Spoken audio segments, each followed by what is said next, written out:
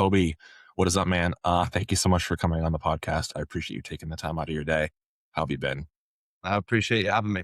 I'm doing good. It's been a hot day here in Singapore today, so yeah, happy the sun's out. How about yourself, brother?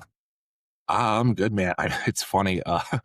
Yeah, I'm all the way in the East Coast of the U.S., so I'm 12 hours behind. It's currently like 6:41 a.m., so it's Early still a right. little chilly here, but Gotcha. that's cool. Yeah, I mean, the easiest way to start, right, is just talk about how you got into crypto and how Bulk started, but you could talk about those separately if it wasn't at the same time and if you were into crypto before the Bulk thing. Sure. Yeah. So I actually started out as like pre-crypto, just to give a brief trip down memory lane. Yeah, pre-crypto, I was basically in regional control for a telecom company in the UK. A part of my job was essentially going to understand a new system and then going to basically teach a load of 50-year-old people how to implement and use it. So I kind of always had an idea for how to articulate a product that is perhaps looked at as like a technical issue and be able to sort of dumb it down for people that are less technically sufficient. So I had that kind of notion of like wanting to do more things not operational, so to speak. And at the same time, I was doing a lot of like equity trading on the side, sort of like always found myself doing something beyond what the current employment was, just to try and learn more skills, and the markets and how they operated were something that I was always attracted to. So I think early 2017, late 2016, I want to say, ventured on into crypto when I was seeing all of these like sort of insane percentage gains that people were getting, and yeah, very quickly fell in love with how communities were formed there, how you would have, particularly back in the day, access to honest spaces, the founder of all these amazing companies, and you can have these direct conversations. And I just felt like it was a culture that I'd never been sort of exposed to before. I was very much like in that corporate world, shirt and tie sort of environment, and then coming over to this sort of like hoodies and joggers like we are now. And yeah, I just completely fell in love the more I started to understand what the tech stack was, and start to dive deeper into the fundamental things that are propping up these tokens on the chart. So yeah, ventured on doing, started out actually as a Discord moderator. I left a very well paying job basically to go and work for free in crypto. Started out actually in the near ecosystem, which is kind of catching a lot of steam right now. Um, yeah, starting to understand sort of like the blockchain infrastructure in a bit more detail, because I felt like it would make me be a bit more efficient in my roles in terms of how to articulate those and how to market them. Yeah, scaled for a number of C-suite roles throughout the years. I've done some CMO stuff with Nera, the NDC, founded my own blockchain recruitment company.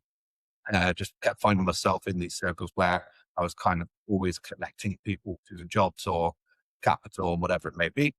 And then got the opportunity to be the co-founder of Super Team UK with Cap.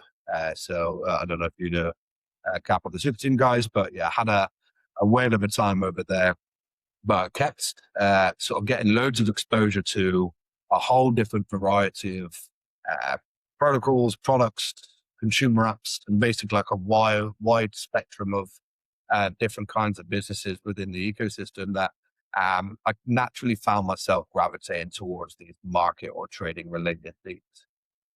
So yeah, just along that journey met June. So June at the time, I think was 17 or 18. He was on a full scholarship, and he's in the UK, but he was attending these Super Team UK workshops and build stations we were doing.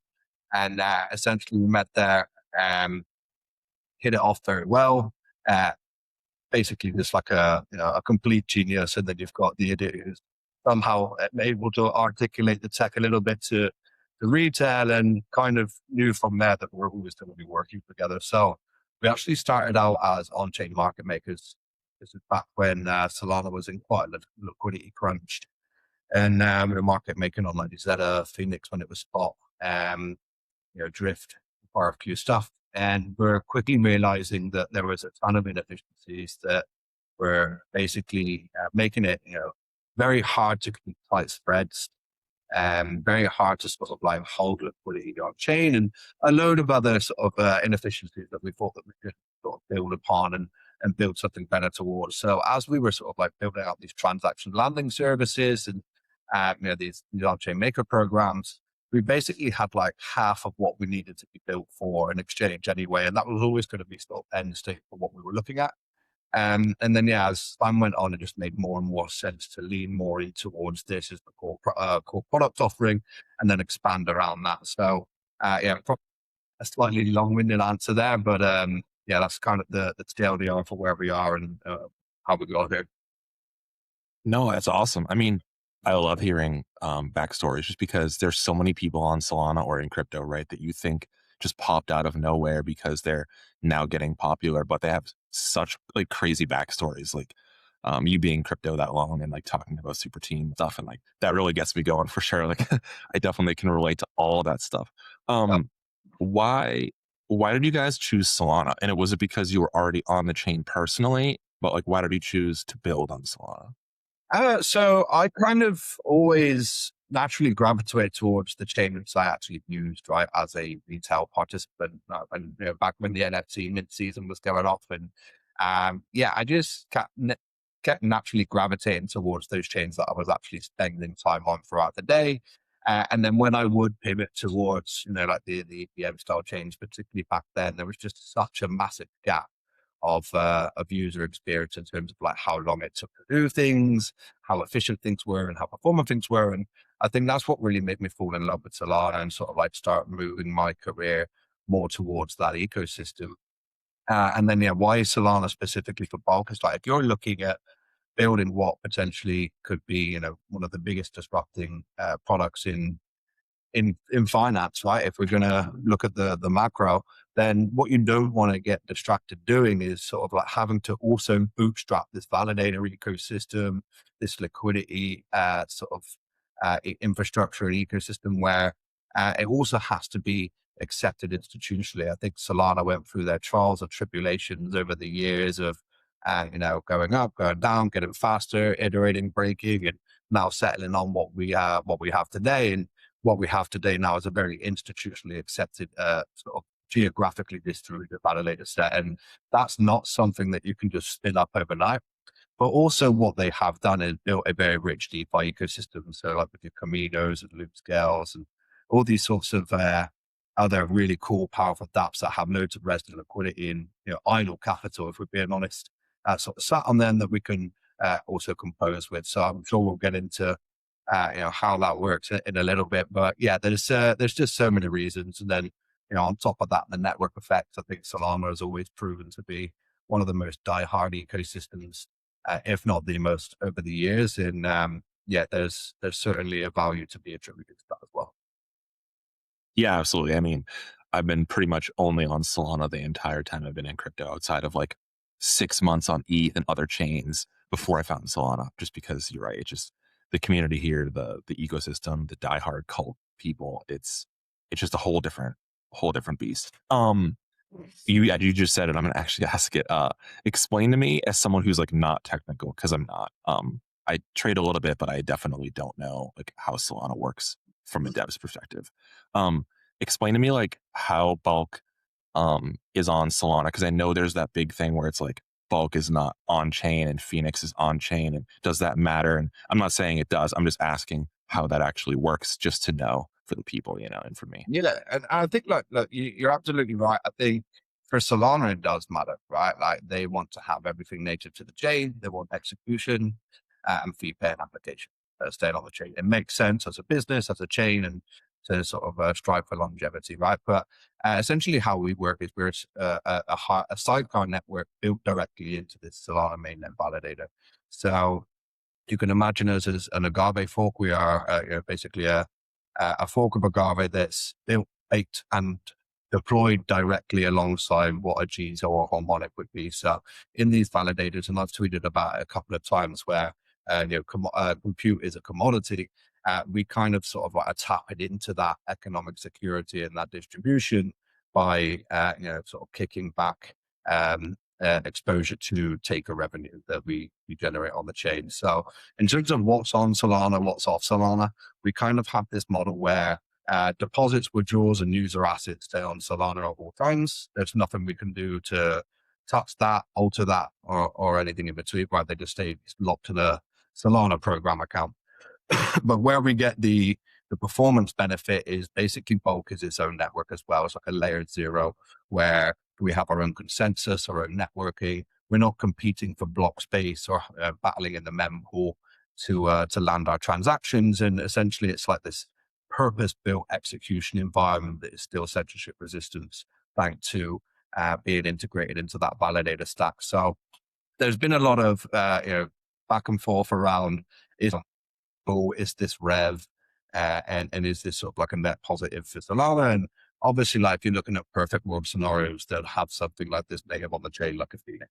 But our argument here is like, if you want to do like pre-flight risk checks, real time, portfolio margin, like span style risk engine like we have, and all of these things, they're just insanely compute expensive. And to a point where we would essentially be blowing past every block limit on Solana 32 to 64 times over every tick, right? Because we run on 20 millisecond matching cycles. So we have like kind of the best of both worlds as if you're not looking at it from a Solana perspective and looking at it from a performance perspective, we have that censorship resistance that are tapped in and economically aligned with Solana, but we also have this purpose-built environment that allows us to have gasless trading, 20 millisecond matching, and basically a glass ceiling on any compute expected requirements. Yeah, I mean, it sounds great, right? Like that. To me, that sounds exactly like something that we'd want to do. I totally can relate to just wanting to have it be fast and also on Solana mainnet. My next question is going to be, why would someone use Bulk over Phoenix? And obviously, the bigger one is Hyperliquid. Sure. Yeah. So I think I won't go like specific comparisons to one or the other, but essentially, for like a native Solana and then the design lifeguards or a Hyperliquid or a Lido, there's just far more you're able to do, far more efficient risk checks and capital efficiency that you're able to sort of post updates towards. And what we essentially have, and this is kind of like the biggest question you need to ask yourself, particularly in a compact ecosystem being challenged with these perplexes, right? It is, why would someone come over and trade on Bulk? And essentially we have span margining. So this is the first crypto exchange, centralized or decentralized, that has a CME familiarity with our span margining system. So what you can imagine that is essentially, instead of having a per position basis, the risk engine is looking at your portfolio on, we have a more holistic and wider approach where things like deltas and basis trades are basically considered and made aware during these margining and checks and capital efficiency. So what we have is 70% more capital efficiency on things like your deltas, your basis trades, and things of that nature. But then you're also in this situation of liquidation become far harder to happen because everything like asset wise has a correlation.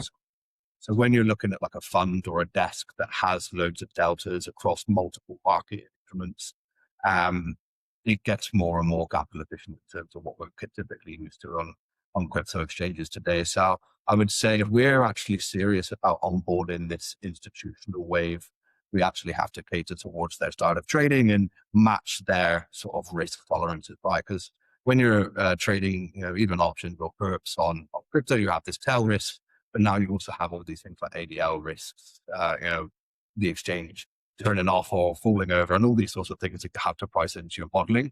So the risk engine now just gives a much more familiar experience to what they would be used to in Span and like the traditional markets.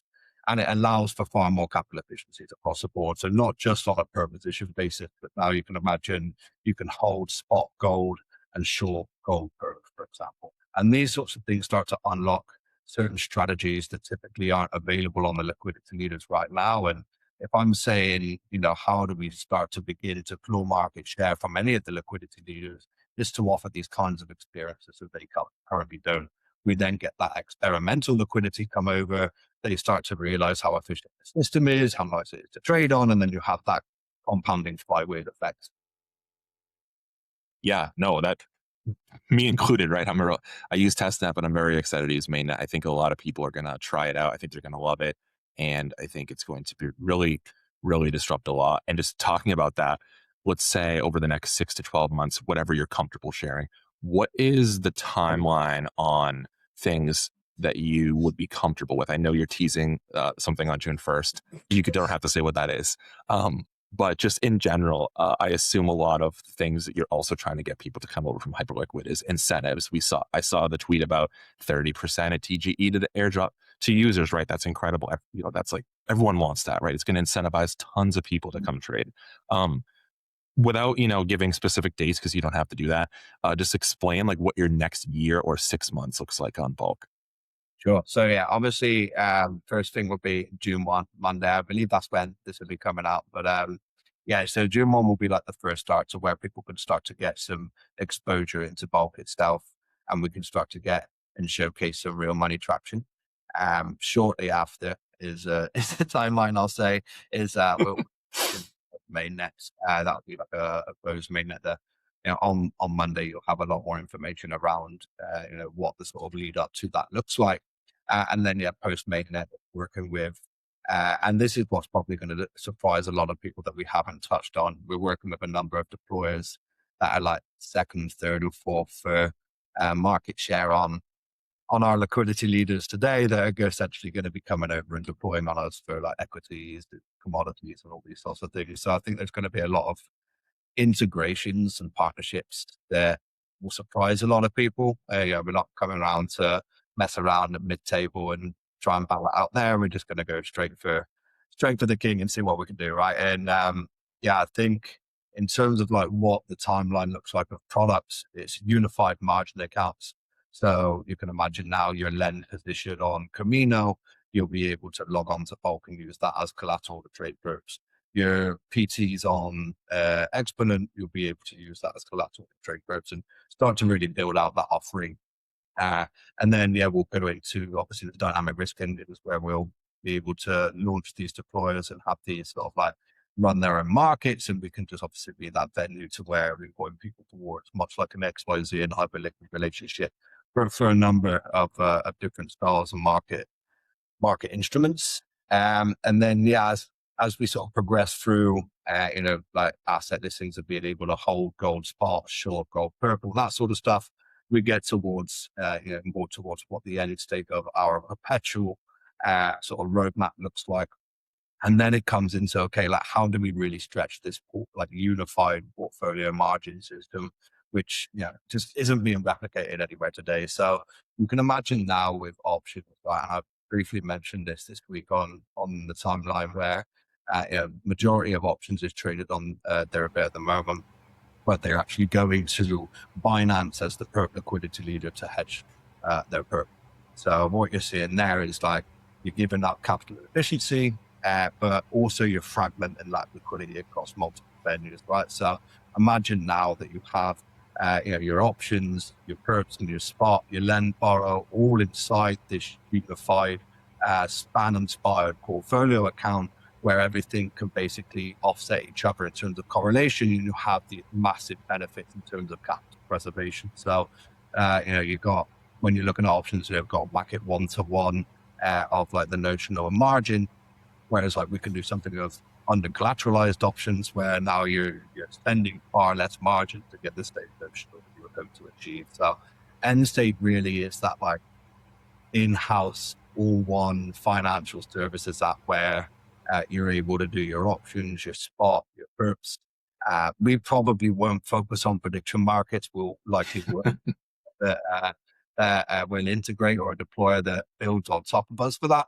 But essentially what we want to do is focus on building the venue out. I think there's a lot of people that sort of get like this initial traction and then start trying to do everything themselves and like list all these new markets and do all these new cool things where we would much rather like have deployers list all these new markets and all these new things, and we just focused on making the venue the best it possibly can be.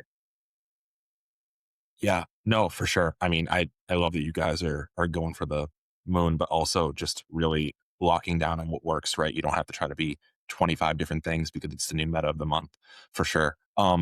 Going back to the DeFi thing, I think that's super cool because I use DeFi a lot on Solana. I actually hold like PTs and YTs. I also hold some bulk Sol YTs over there. So Oh, my question is there going to be a point system? And is there going to be a token? You don't yeah, have to answer. I think that this at this point we can comfortably start talking about it because on Monday you'll start to see those points. So anyone Sure, sure. that has been staking natively to bulk validator, holding bulk sol, doing PTYT, doing any loop and on loop scale, and testing out the trading competition, there's going to be a retroactive point allocation for day one there. And then with what we're announcing on Monday, people that haven't got exposure yet can start getting exposure as well. So to answer that, yes, we've already started this point system. We've been hinting at it for quite a while now with Aura. So yeah, there absolutely will be, and there'll be more on that next week, probably when this pod drops for people to start sort of increasing that exposure if they'd like to. In terms of the token, yeah, we've mentioned 30%. I'm being honest, I think it's likely going to be more, but that's kind of like our minimum standard of like, we're not going lower than that.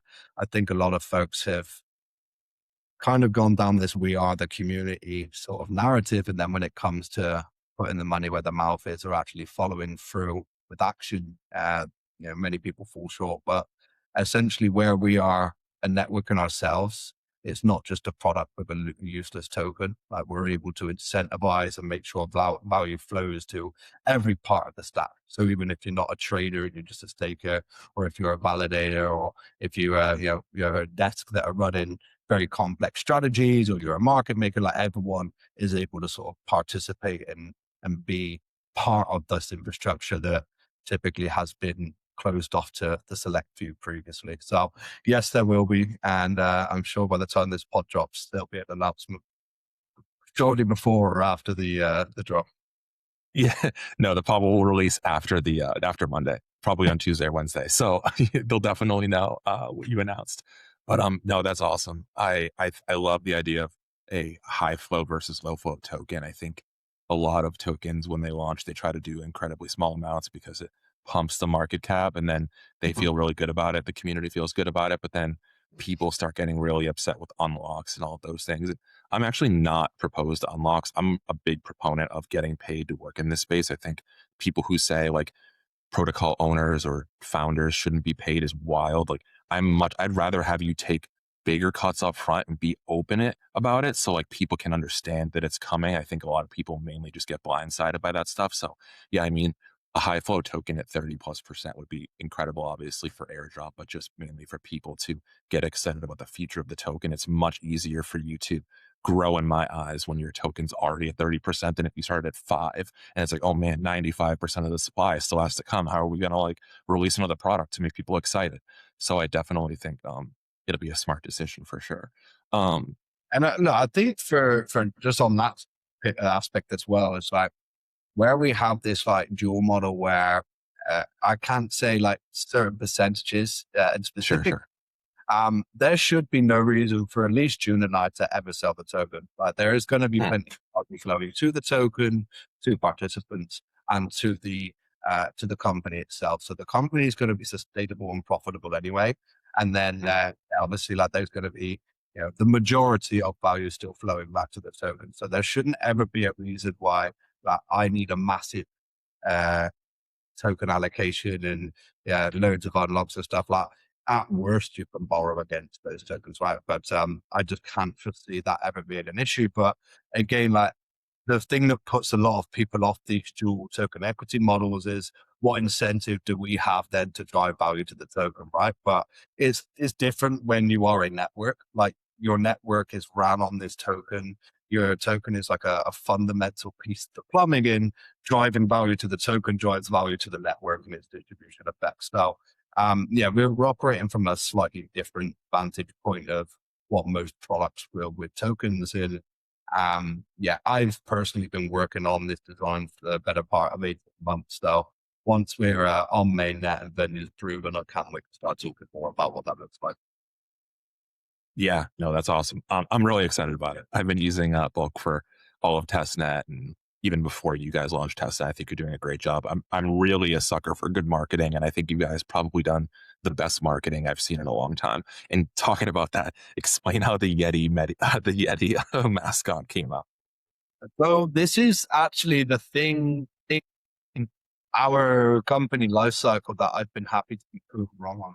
I was actually net negative against having the Yeti. So when Glow, who was the brains behind the whole UI, the designs and everything, first pitched the idea, I was kind of along the thinking of like, we're trying to be this serious exchange, and like our main value prop appeals mostly to like these institutions and desks and all these sorts of things. And I just didn't think that we'd really be able to take or get taken seriously. But had I have actually listened to, my 8 years in crypto before that and what I was doing, like, it really did put a face to the brand and the company, and was able to really form a community, and all these memes and um, everything that sort of like goes and gives the company a bit of a personality.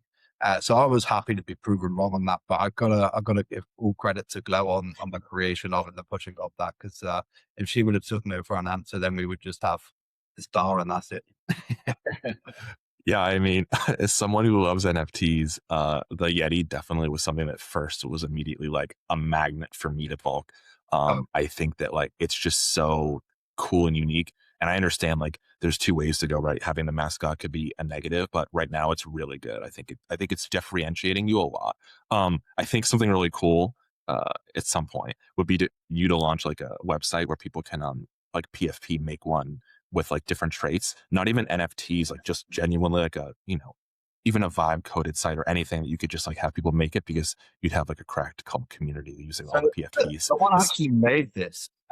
It's days that are in our community. I can, yeah, once this pod drops, I maybe pin the link to the comments. But yeah, someone's already made it. And like some of the profile pictures, if you look at June's now, we're off that generator. So yeah, we've Oh, got that's really cool. yeah, we've got some really cracked community members, like bulk stats, for example. If you've been taking a look at that, that shows you like order book depth, risk levels, and all that sort of stuff. That was completely coded by someone in the community that we didn't even ask for. So we've already get that really cool things starting to be built just during testnet, and then to sort of further work on that with a lot of folks that are working on like mobile apps and trading infrastructure and all this sort of stuff to pair with it on main. I'm particularly excited, but yeah, we are doing some things with the Yeti for the exchange itself. So yeah, stay tuned for that. Yeah, that sounds good. I'm excited about that. Before we get into a Twitter question that I had, um, one question that I think I really want to ask is, when you think of Bulk, doesn't even have to be a specific time frame, could be 6, 12 months, just in the future. Where do you want to see Bulk to consider yourself as winning on your vision from when you started? I mean, winning, right? That's if you're Yeah. was winning then you first. But in terms of where I want to see Bulk in 12 months, is to have realized the product roadmap. I think everything else, obviously with our go to markets and incentives and the BDs we're doing, um, I would like to be at the end of what we would consider to be our end state, with local and global books also implemented as well. So, yeah, in terms of a position, winning is only first. There's no, yeah, you can get silver and bronze medals if you like, but that's something I've never strived for. And then, yeah, in terms of what would be winning for me is actually realizing the product roadmap and getting that out as soon as possible within the next sort of 8 to 12 months. Yeah, no, for sure. That sounds good. Um, yeah, Zin asked on Twitter, with the trading competition and skill rankings already in place, is that a hint that a prop firm being native to Bulk is in the future? No, so we I didn't think so either, but I wanted to ask.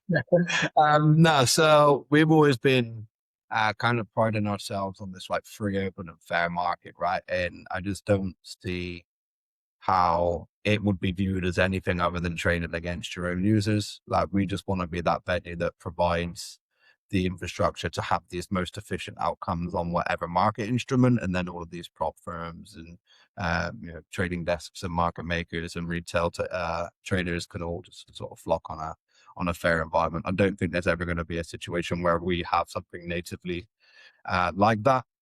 But there are some potential bolts that we'll be announcing soon if they're going ahead that are more for backstopping liquidations than anything. Sure. No, I just wanted to ask. I figured not. But yeah, I mean, it sounds great. I'm really excited for you guys. I think this is, like I said, one of the projects I've been following for a long time. I'm super happy that you decided to come on. I'm definitely going to join the Discord. People are talking about this OG role and all these things.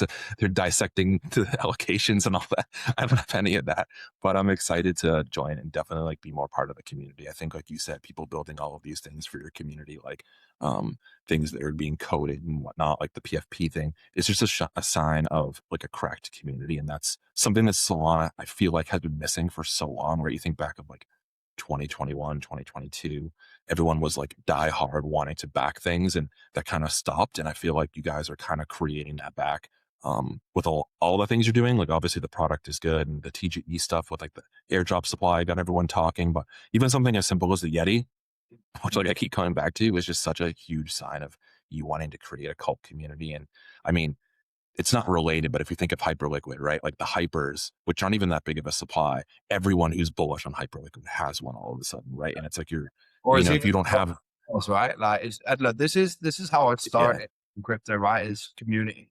It's always been sort of exactly. at that grassroots level of in the minds with everyone. Yeah, and that's kind of why I am the way I am on Twitter as well. Like, I could be much more serious and not engage in half the stuff I do and just be very much business orientated. But I'm unapologetic to our detriment sometimes. But yeah, I think that resonates a lot as well, right? Like we are just another two people that are on this ride of we call crypto, and we just want to have our stamp in making it a better place for everyone. Yeah, for sure. And then a really small question, just for me personally. I blew up my testnet competition already for the challenge, but when are you going to add a bunch more pairs like Hyperliquid and other things? Whether that's after mainnet, I guess, or before, or are you just gonna, like on mainnet, right? Are you gonna launch Hyperliquid perps and stuff like that? Because obviously, everyone wants to trade different pairs and stuff like that. Yeah, we'll have 20 to 30 pairs, not all Okay. crypto pairs on day one. And then, yeah, the wider RWAs, commodities, and all that sort of stuff will be shortly after. But yeah, we'll have more pairs than what you're seeing on tech now. Really excited to start seeing some oil long P&L cards from Bulk in the future. But yeah, and it sounds great. Like this is like for me, like such a great example of a product that I would love to use, right? I'm not even a big trader. It's just the way you've built it checks all of the boxes for me personally, and I'm really excited about it. Obviously this podcast is going to go live after the June 1st update, so I'm excited to see what that is. But yeah, I really appreciate your time.